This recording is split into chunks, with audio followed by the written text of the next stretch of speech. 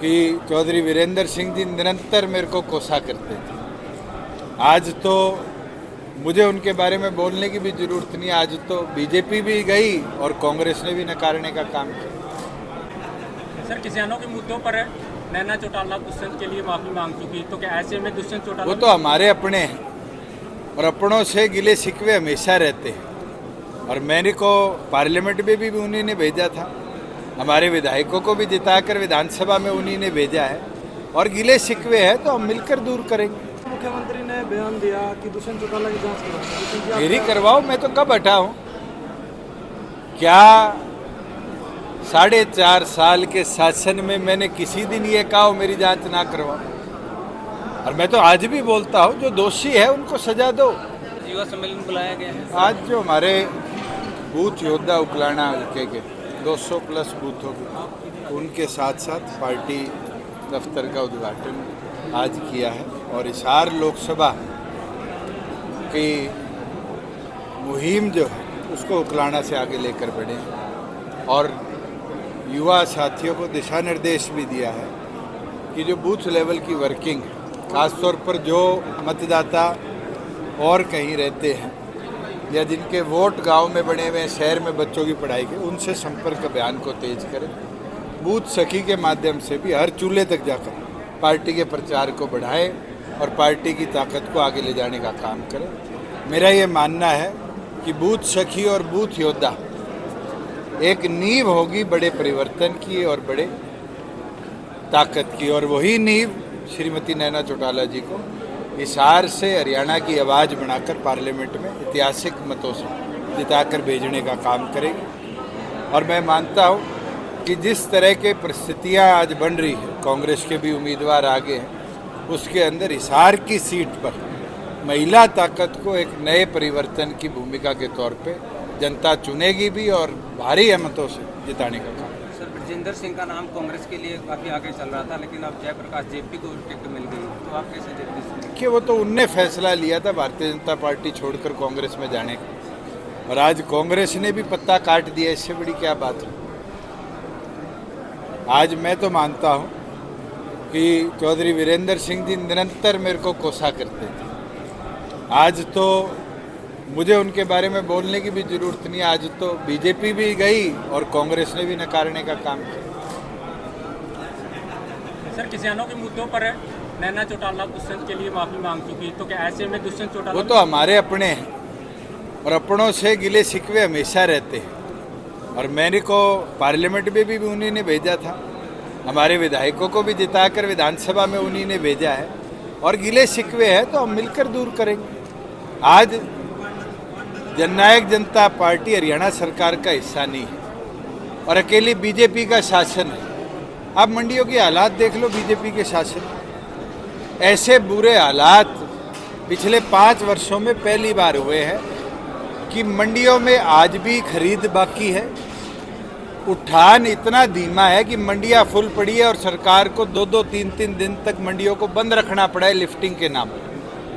ये व्यवस्था इसलिए है कि किसान की सुध लेनियाँ कोई सरकार में नहीं। अभी भी सरसों की जो खरीद 15 दिन पहले हुई थी उसकी पेमेंट सरकार नहीं कर पाई। हम तो 48 घंटे में दिया करते थे। तो उन लोगों से हम चर्चा भी करेंगे और उनके गिले शिकवे होंगे उनको दूर भी करेंगे। सर, 3 पार्टियां चौधरी देवलाल की नीतियों को लेकर के चुनाव मैदान में है, तो मतदाता किस पर विश्वास है? देखो, जनता ने फैसला करना और जनता को जो ताकत देने वाला है, जनता उसकी आवाज़ को ताकत देगी। वोट की चोट से चाबी का बटन दबाएगी, श्रीमती नैना चौटाला जी को हिसार से जिताएगी। हरियाणा के मुख्य प्रकार से मान रहे काफी आपके प्रदेश अध्यक्ष तक छोड़कर चले गए, उससे कैसे बचेंगे?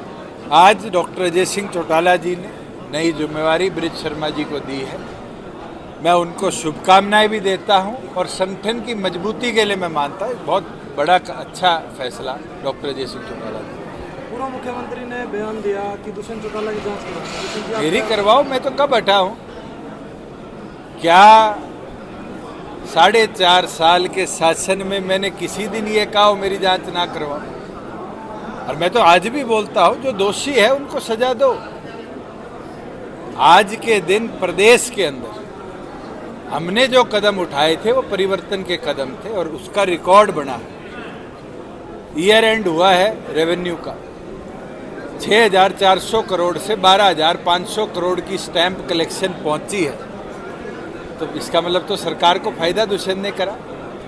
एक्साइज ईयर खत्म होगा जून के अंदर। मैं ये मानता हूँ 6100 करोड़ कैप्टन अभिमन्यु के टाइम पे था जब वो एक्साइज मिनिस्टर थे।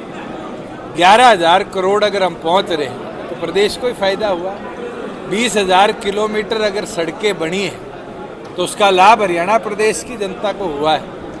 और हरियाणा प्रदेश के अंदर परिवर्तन में ऐतिहासिक कदम जननायक जनता पार्टी के टाइम पर आए और वो पॉजिटिव थे और पॉजिटिविटी के साथ हमने प्रदेश की जनता के लिए काम किया।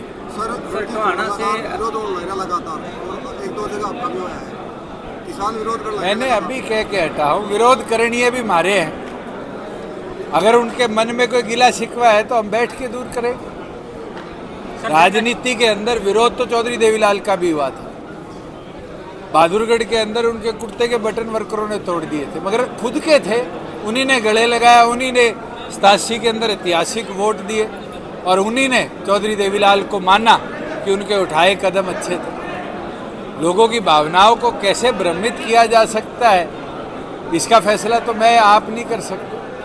टोहाना से जो जेजेपी के विधायक हैं देवेंद्र सिंह बबली, उनके खिलाफ स्वैच्छिक जो ग्रांट वितरण को लेकर के जांच शुरू कर दी गई। ये मामला मैंने भी अखबार में पढ़ा है। जब तक मामले का पूरा संज्ञान नहीं होगा मैं इस पर टिप्पणी नहीं करूँगा।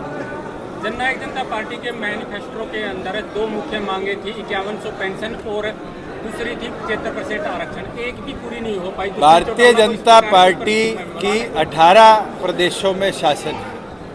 किसी में 1500 से ऊपर बुढ़ापा पेंशन हो तो बताओ। हरियाणा प्रदेश के अंदर हम उस बुढ़ापा पेंशन को 3,000 पर लेंगे। 75% आरक्षण कानून को गवर्नर के हस्ताक्षर कर हमने कानूनी स्वरूप से पास की। हाई कोर्ट के कोई ऑब्जर्वेशन है, सुप्रीम कोर्ट में पेंडेंसी है और मैं चाहे मुझे स्वयं लड़ना पड़े वकीलों के साथ जाकर उसको छोड़ेंगे नहीं। हरियाणा प्रदेश के युवाओं के लिए 75% रिजर्वेशन को कानूनी अमला जमला हम पहनाकर मांगे। हिसार लोकसभा से चौधरी देवीलाल के परिवार से 3 सदस्य हैं। तीसरी बार पूछ लिया भाई।